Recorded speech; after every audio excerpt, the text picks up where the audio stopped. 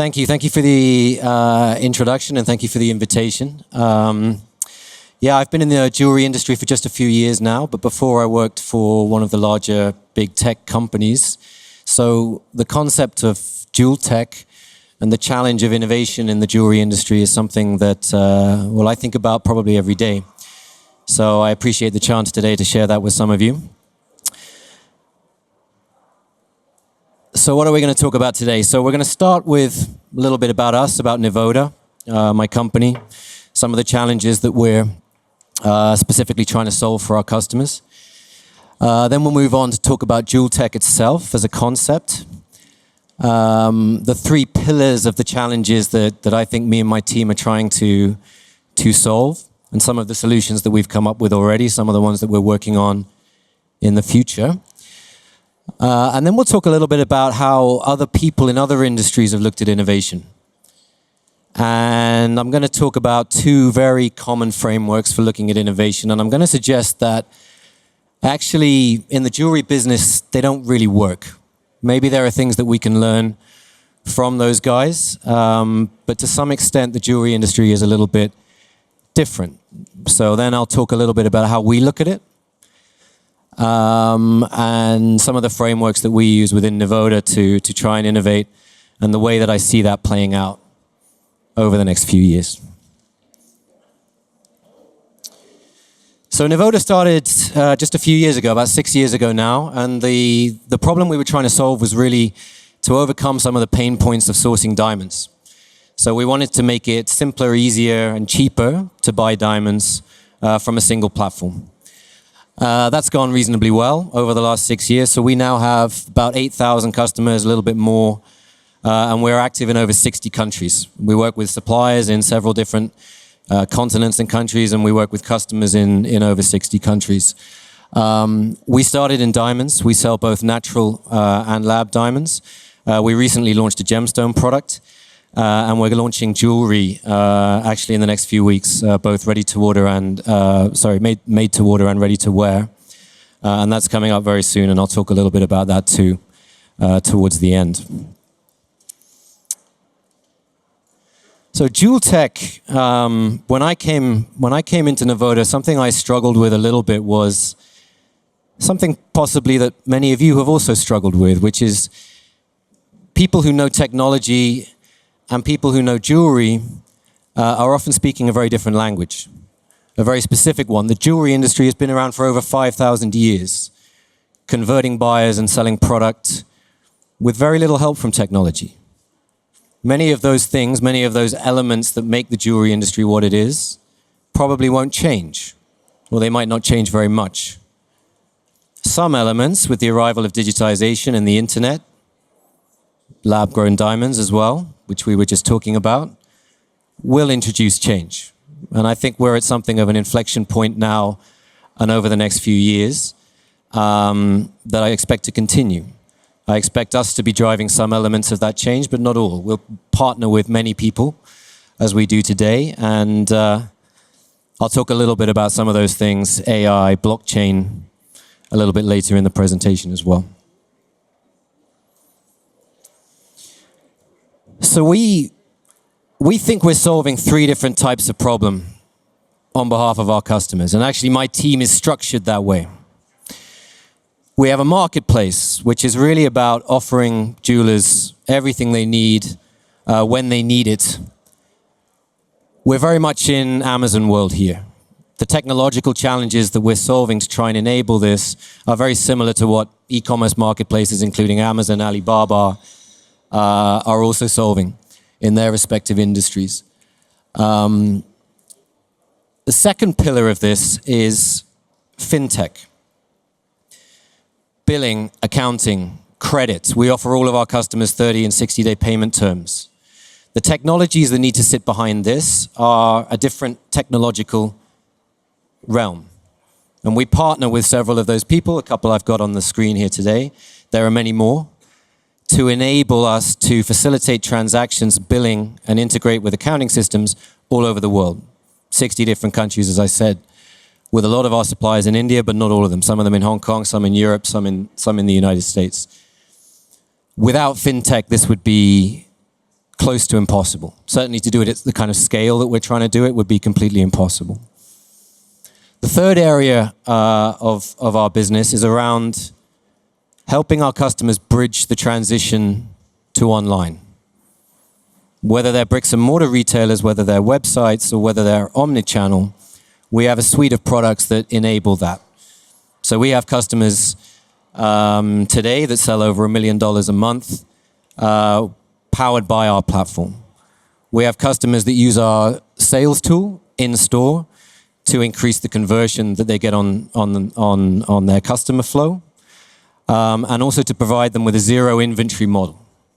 Zero inventory being one of the more revolutionary elements to being able to use platforms to source diamonds rather than requiring to hold them in inventory.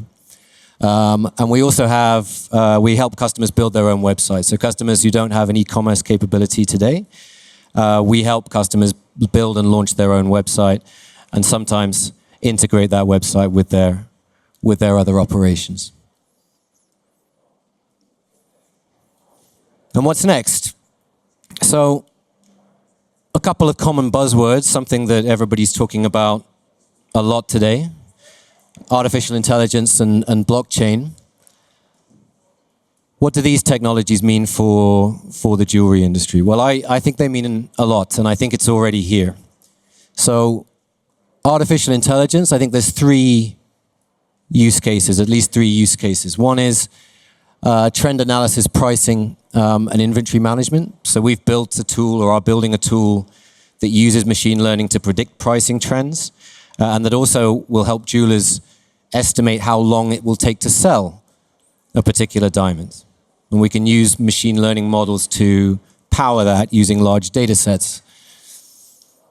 CAD AI, very different realm. This is about software for the CAD design process and iteration that makes that process much more fluent and also makes it work across borders and in an omnichannel way. This is a little bit more nascent, but again, I would argue that it's already kind of here. And I think there will be other companies, probably not us, but other companies that really take this to the next level probably in the next year or two. AI-powered e-commerce, this is probably more familiar. This is just the realm of, you have an e-commerce site, this is chatbots, customer support, and also recommendations engines. And on the blockchain side, a gentleman was here talking earlier about the traceability challenge, responsible sourcing, and the evolution that this will facilitate over the next few years. The technology to do this is already here. I think the challenges are around adoption, standardization, and for the industry as a whole to come together and accept common standards. I think that might take a while based on what I've seen, but the technology is already here today. And this is really certification and taking certification to the next level. And we might not be the ones who drive this, but I look forward to partnering with the people who do, and we're already having conversations around this. So what kind of frameworks can we use to think about innovation in the jewelry industry? Well, historically, people who've thought about innovation in other industries, they tend to fall into two camps. One group of people talk about, you can call it top-down innovation. You can also think about the great genius school of innovation. And one camp thinks about it more bottom-up, customer-driven, employee-driven innovation.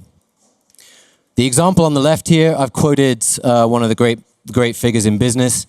Henry Ford once said, or is believed to have said, if I'd asked the public what they wanted, they would have said a faster horse. The idea here is that customer doesn't know what they want. The customer needs a great genius to come and introduce an innovation or a disruption. And then only when they're presented with that will they appreciate how much that can change their lives. A recent example of this might be the iPhone, Steve Jobs and the iPhone. The problem with applying this to the jewelry industry is actually pretty obvious. The jewelry industry's been around for 5,000 years. It hasn't been disrupted by that many geniuses in that time. the central elements of what jewelers need to convert customers and the value proposition of their product in some ways hasn't changed too much. It's trust, it's beauty, brilliance. These concepts are quite difficult to disrupt, certainly by one individual.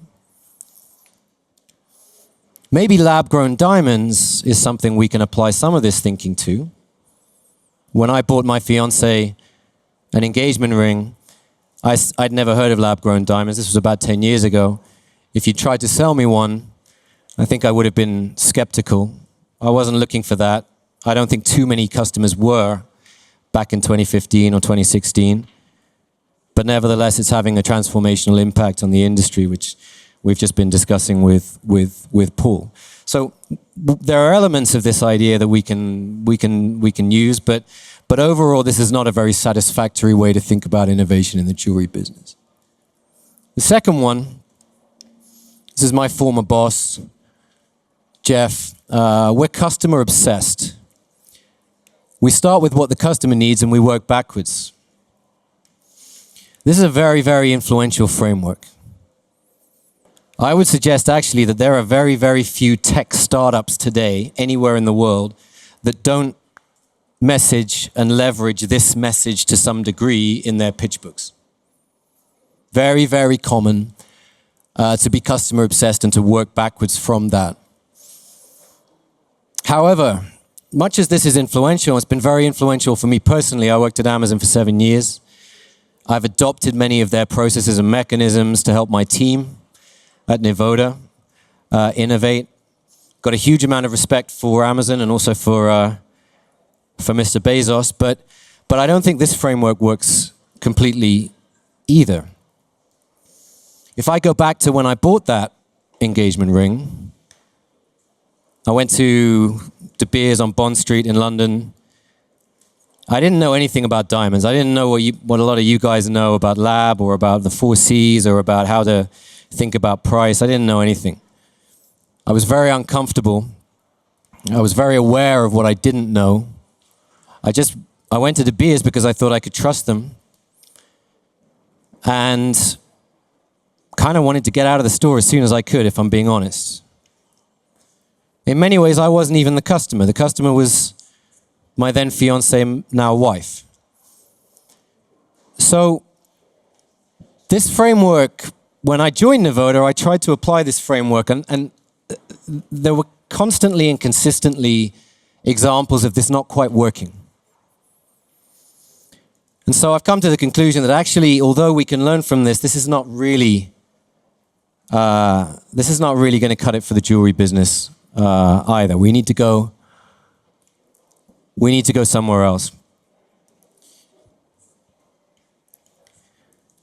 Another framework some of you might have heard of is called the Jobs to be Done framework. And the idea here is that customers in any industry hire a company or a business to do a job for them. If somebody else does that job better, more efficiently, more effectively, at a better price, they will switch.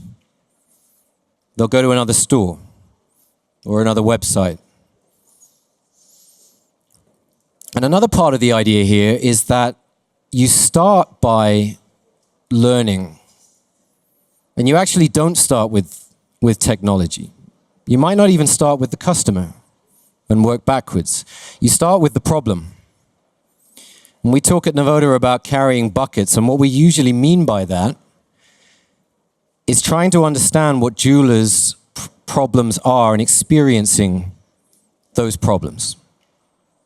Only once you've experienced those problems and learned what it's like to actually be in those shoes, can you then develop a product that solves that problem. You lay the foundations for scaling that, to do it for many, many different customers. And at that point, you start to think about technology. At that point, you start to innovate. And then you become you achieve global scale.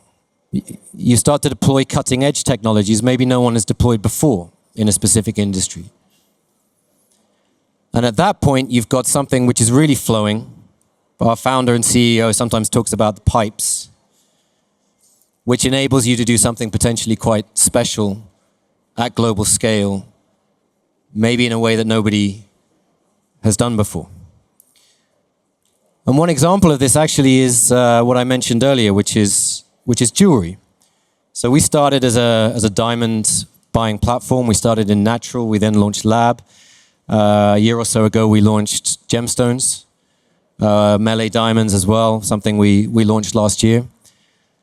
And this year, actually, in the next couple of months, we're going to launch jewelry on the platform. So both made to order and ready to wear. But we're already doing that. We're already selling jewelry, actually not an immaterial amount. And we're doing that by working with a group of customers across the world, also a group of suppliers across the world again. But we're doing it very manually. Excel spreadsheets, people sometimes manually delivering. Very manual process, very little technology. We're building the technology now that will support it, and that's what we're launching in a few months. But we've learned the hard way over about the last 12 to 18 months what this industry takes, and we hope that will prepare us well for a more technology-based solution to a common industry problem in the next few months. So that's it really. If anyone wants to work with us either on the supply side or the buy side along that journey, just let me know. Or our stores in C1, and we'll be happy to partner with you guys because it's a learning process, and we're very near the beginning of that journey today. So that's it really. Thank you very much. I guess maybe a few questions if anyone has any.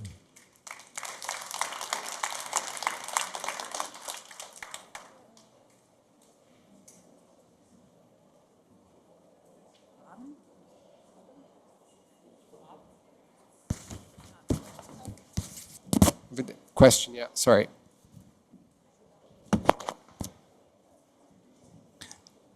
So thank you very much for the presentation of your company.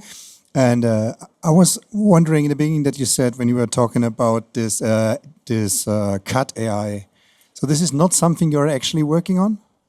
Is this not part of your journey, or is? I wouldn't say that. We probably are thinking about this.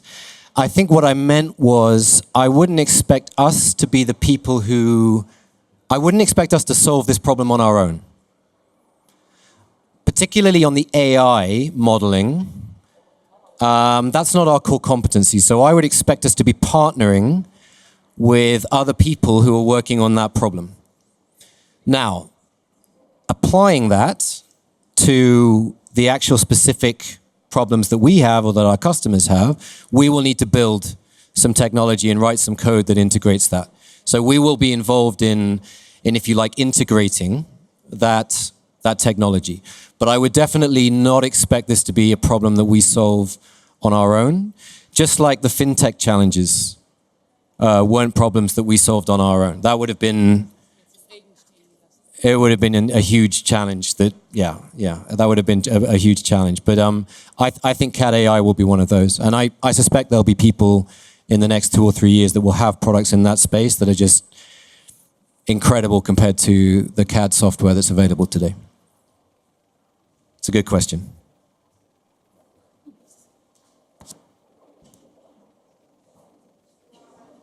Hi, thank you very much for your presentation. I have a question regarding the sourcing. So do you work as an intermediary as once the client orders, for instance, this diamond, will it be sourced from the warehouse of the one who sells it straight to the client, or does it go through your warehouse? No, we don't have a warehouse. Well, we have a logistics infrastructure. So a bit like, imagine Amazon, right? So Amazon has... So that was the question, whether you're like Amazon have also the warehouse? Yeah, that's a good question. So about 2 years ago, we launched something which is a little bit like Fulfilled by Amazon. So we take inventory from our suppliers and we locate it primarily in London and New York, also a little bit in Europe. So at that point, you've got your own warehousing and you've got the inventory management problem. Right, so in the same way Amazon needs to calculate what what inventory do we need where. And I have a follow-up. We have some of that problem, bit smaller scale, right? So in the UK and the US, I would say about 10-15% of our stones are sold that way, but we're able to offer next day. So that's the key there. It's fast delivery. Okay. And how do you solve the return policies? We offer returns. So our suppliers, and we work with pretty much certainly most of the diamond suppliers in the world. So we have over 2 million stones on the platform. We work with over 1,500 suppliers. The suppliers, in nearly all cases, are expected to provide returns. They don't like it, but our customers love it. That's the same for Amazon. Right? When I used to work at Amazon, suppliers hate returns, customers love returns. Okay, so if you're going to work with Amazon, you have to provide returns. We do try to manage that in a way that works for our suppliers. And part of the reason we want to get more inventory close to customers is, number one, to provide next day delivery or maximum 2 days in the United States. But number two, it's actually so that we can take some of that returns pain away from our suppliers. So we can manage that, taking the goods on consignment, and it doesn't annoy the suppliers, particularly the ones based in India, so much. But any e-commerce company is going to wrestle in a huge way with the returns problem. I would argue it's a part of e-commerce. ASOS, Zalando, here in Germany, okay, their return rates 30-35%. But they have to offer returns, because if they didn't, you wouldn't buy from Zalando. This is one of the sort of technological things that I think is certainly causing us problems, but not just that. I think as the jewelry industry goes to more zero inventory, e-commerce based procurement, this is a key theme, managing this. And we're not there yet. We've just started along this journey. But I think we're further along it than many. Hello, thank you for the presentation. I heard about your company at 2024 at Greece exhibition, and you are trying to do the job very good. I've used your application, it's very good. My question is, you want to do the jewelry, you want to sell jewelry too, all right? You already done that with diamonds, and with this step, maybe you could do it as a retailer too. What are your thoughts about that? Okay. Yes, we get asked this a lot. The answer to this question is quite simple. We are not going B2C. And the reason we're not going B2C is simple. I think it's a fundamentally different product and set of business challenges. But also we would then have a conflict of interest with all of our suppliers. And not just our suppliers, we would have a conflict of interest with many of our customers. So the answer to that is a very clear no. We have no intention to go B2C at any point in the future, and I don't expect that to change.